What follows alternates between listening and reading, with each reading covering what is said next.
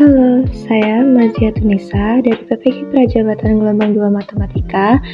Di sini saya akan meninjau ulang keseluruhan materi mulai dari diri hingga elaborasi pemahaman untuk membuat koneksi antar materi sebagai kesimpulan penguasaan materi perjalanan pendidikan nasional. Baiklah, berbicara tentang pendidikan di Indonesia dan sejarahnya, tak terlepas dari kontribusi Ki Hajar Dewantara yang dulunya bernama Raden Mas Suwardi Suryaningrat. Beliau lahir pada tanggal 2 Mei 1889 dan tanggal ini setiap tahunnya diperingati sebagai Hari Pendidikan Nasional.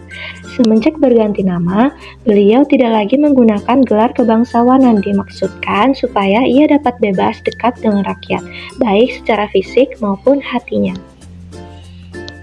Ki Hajar Dewantara merupakan tokoh pendidikan Indonesia yang diberi julukan sebagai Bapak Pendidikan Nasional. Bahkan, hari lahirnya digunakan sebagai Hari Pendidikan Nasional. Sebagai seseorang dengan latar belakang keluarga bangsawan, Ki Hajar Dewantara berusaha turut andil dalam mengupayakan kemerdekaan bangsa Indonesia. Ki Hajar Dewantara memiliki perhatian terhadap pendidikan karakter bangsa, dan berikut ini perjalanan pendidikan nasional.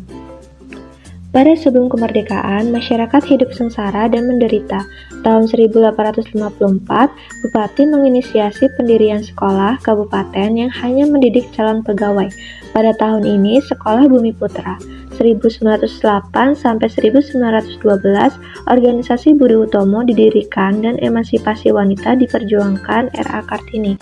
Tahun 1920 sampai 1922, cita-cita baru dalam pendidikan, kesadaran kultural, dan jaminan kemerdekaan dalam pendidikan dibentuklah Taman Siswa di Yogyakarta oleh Ki Hajar Dewantara. Setelah kemerdekaan 1945 sampai 1966 dibentuknya Sekolah Rakyat atau SR. Pendidikan ditempuh selama 6 tahun, lalu SMP dan SMT.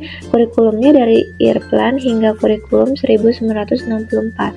Kemudian 1966 sampai 1998 masa Orde Baru, era pembangunan pendidikan dengan adanya instruksi Presiden, Pendidikan Dasar, Eptanas, UMPTN sebagai seleksi intelektual peserta didik. Kemudian 1998 sampai 2006, reformasi kebijakan pendidikan baru bersifat revolusioner, penggunaan kurikulum berbasis kompetensi. Kemudian 2006 sampai 2012, kurikulum tingkat satuan pendidikan, desentralisasi sistem pendidikan.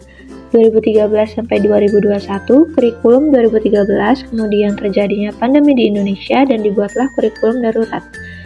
Saat ini kurikulum pendidikan yang diterapkan saat ini yaitu sebagian masih menerapkan kurikulum baru yaitu kurikulum merdeka.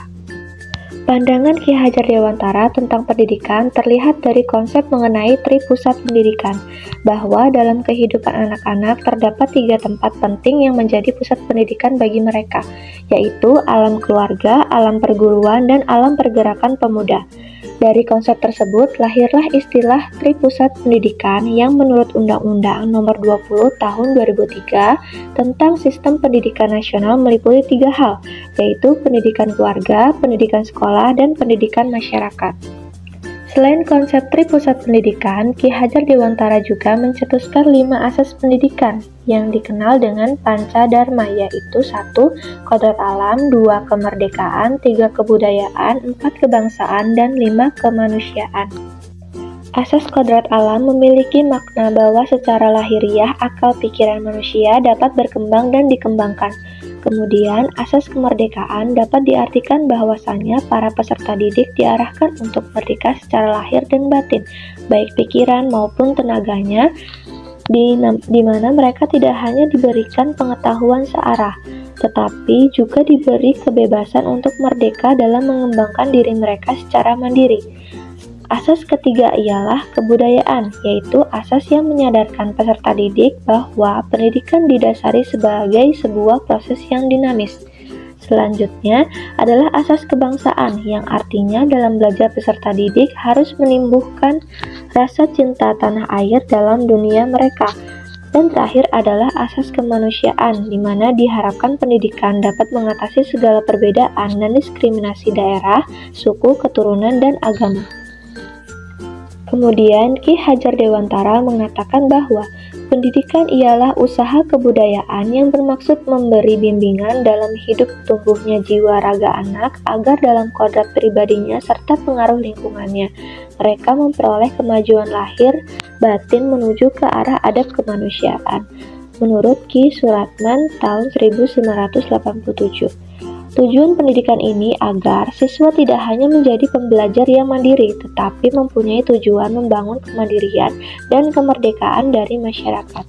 Tantangan yang dihadapi anak-anak adalah mereka tidak terbiasa untuk menyuarakan pendapatnya secara pribadi akibat dari sistem pendidikan sebelumnya yang tidak memerdekakan kebebasan siswa hingga membelenggu pemikiran mereka dan membuat mereka terbiasa disuapi pelajaran yang mereka tidak tahu apa yang mereka pelajari.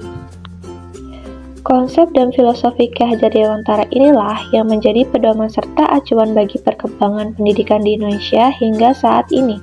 Salah satunya adalah dikembangkannya kurikulum merdeka supaya siswa dapat memilih apa yang diminatinya dalam pembelajaran sehingga nantinya tujuan dari pendidikan nasional tercapai, yaitu merdeka belajar, merdeka mengajar untuk Indonesia merdeka sesungguhnya. Jadi itu saja yang bisa saya sampaikan. Terima kasih sudah menonton video ini sampai selesai.